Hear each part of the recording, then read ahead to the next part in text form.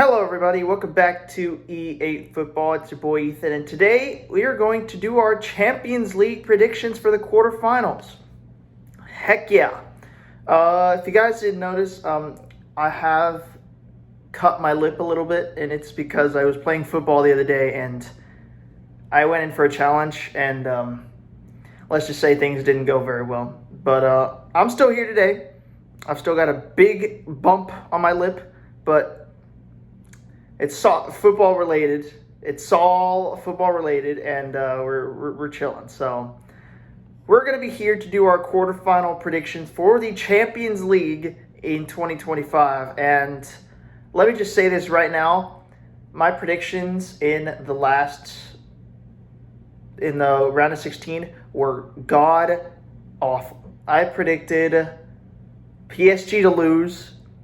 I predicted Dortmund losing to Lille.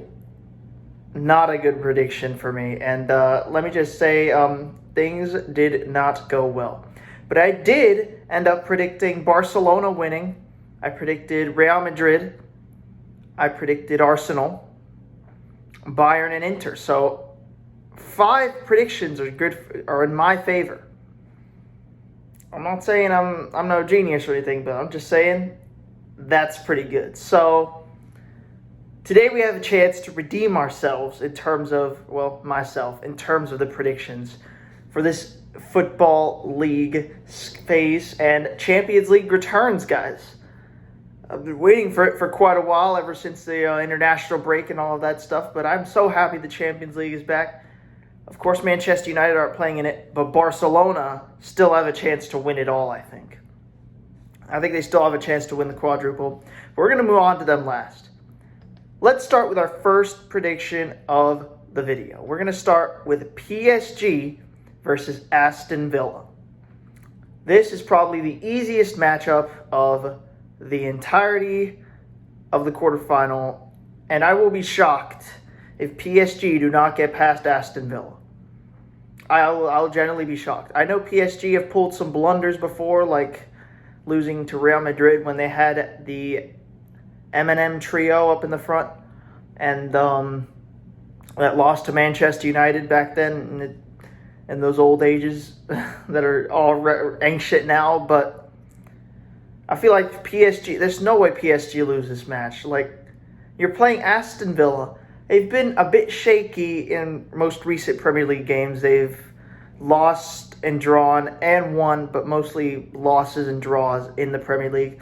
They're sitting in, I think it's 7th right now. Let me check.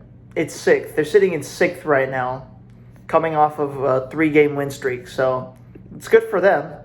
But PSG are probably one of the best, if not the best team in the Champions League in my predictions. A lot of people slept on PSG, me included. And I'm here to say I'm sorry to all the Parisians who went for PSG.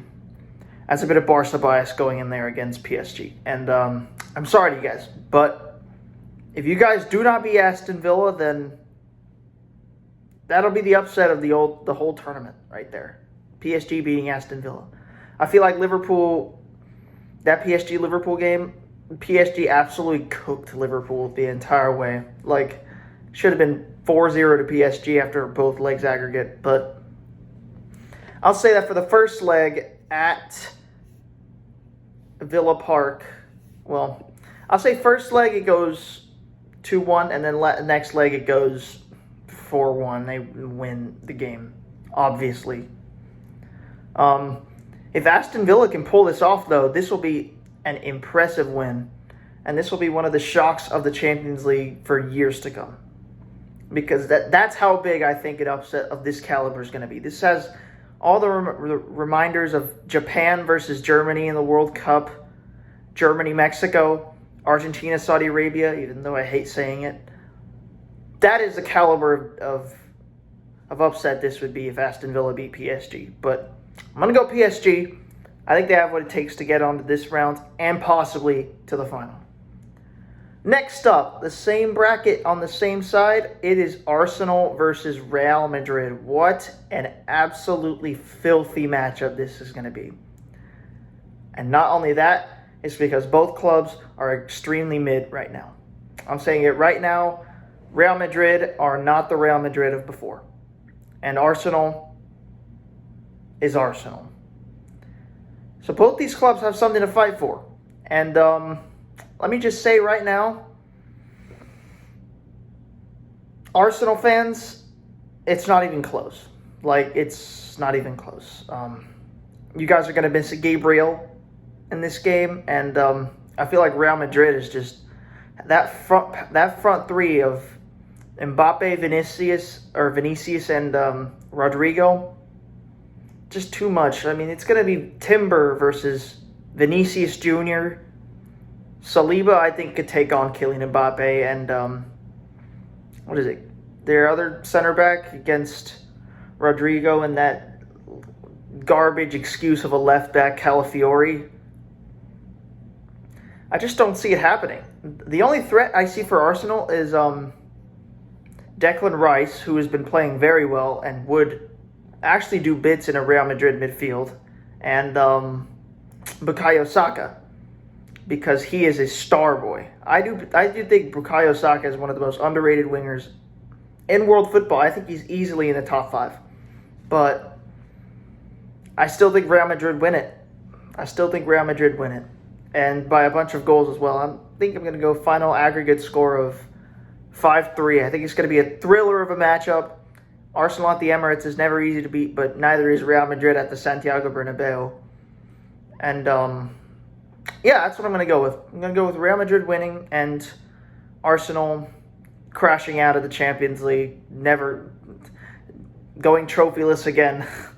Sorry, Arsenal fans, but Real Madrid are just that much higher. But if Arsenal do win, it'll be quite impressive. And if Arsenal do beat this Real Madrid team, I do think they have a chance to get to the final. I do think they have a chance because they have beaten PSG head-to-head before. So, yeah, Arsenal have everything to go for. Real Madrid have everything to go for. This is going to be a battle of titans, but I do think Real Madrid wins. Bayern-Inter. It is a fascinating matchup only because of the way these two teams set up. Bayern Munich love the pressure. They go straight into it. They pressure everything. They have one of the highest lines in Europe, I think, next to Barcelona. And let me just say, they're all-out attack. Once they get the ball, they attack, and Harry Kane, Musiala make them pay. Olise make them pay. And they're in some crazy form right now. They're winning everything. They're probably going to win the Bundesliga. Harry Kane's finally going to lift a trophy. And they did manage to somewhat comfortably dispatch Bayer Leverkusen in the last rounds by an absolute thumping.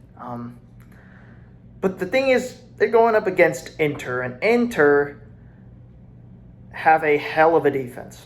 I'm telling you this right now, Inter has the best defense out of all the teams in the quarterfinals. And this match is going to be much closer than they think because all of those center backs, Bastoni, Acerbi, Dumfries, they're just incredible when they play for Inter and merge in that back line, and it is impossible to break them down sometimes. Although they've been a bit shaky in Serie A and a bit shaky in terms of dealing with AC Milan, I do think this match is going to be based solely on one thing, based on possession, who can have the ball more, and what they could do with the ball once they have it. Bayern obviously are going to have to look towards the counterattack and try to get that Inter defense on skates, and then Inter is going to definitely try and look for holes in that Bayern high line to try to get past them. So, who do I see winning this match? Woo. Whew. I'm going to go Bayern. I'm going to go Bayern and something really thin. Like, you know what? I think this match goes 2-2, penalties, Bayern wins it. Neuer masterclass. That's how I see it. This match is the coin toss, and honestly, I don't see how this isn't an absolute cracker of a match. Yeah, Bayern to go through against Inter, but just by a bit. And now we go to the final matchup, my Barcelona going against Borussia Dortmund. Now, in hindsight, everyone's going to say, oh yeah, Barcelona should be able to walk these guys. It's just Dortmund. They're 7th in the Bundesliga. Wrong. This is Dortmund in the Champions League. Lest you forget, last time Dortmund were in the Champions League, they made several upsets.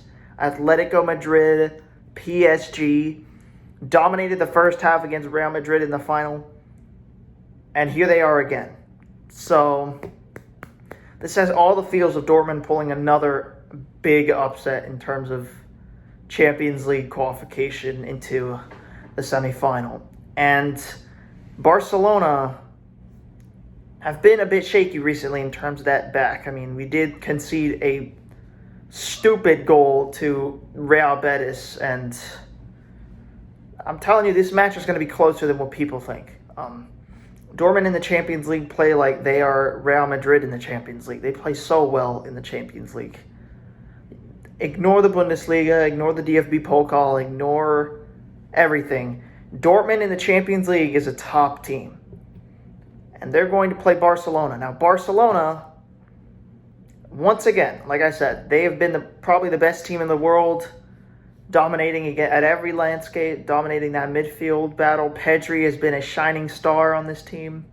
Lamine Yamal has been a prodigy at the age of 17. Even Lewandowski has been cooking it up, scoring goal after goal in that race against Mbappe for the Pichichi.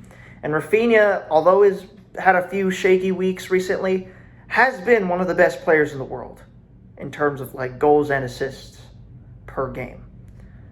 But this Dortmund team is resilient. They have good defense, and it's going to be a challenge because their striker Guirassy is really talented. It's going to be a close match, but who do I think is going to win? Well, obviously, of course, if you've seen my channel, I'm going to go for Barcelona, but I genuinely think it's going to be closer than it seems. I'm going to go Barcelona 4-2 on aggregate. I think Barca gets past them just barely because both teams love counterattacking and both teams love getting in and scoring goals for fun. So that's my prediction. Let's see if these ones age well, because last time I had some absolute stinkers, and I'll make a video on those predictions coming up soon, reviewing them to see how bad they were. But yeah, those are my Champions League predictions for 2025. I will see you guys all in the next one. Bye-bye.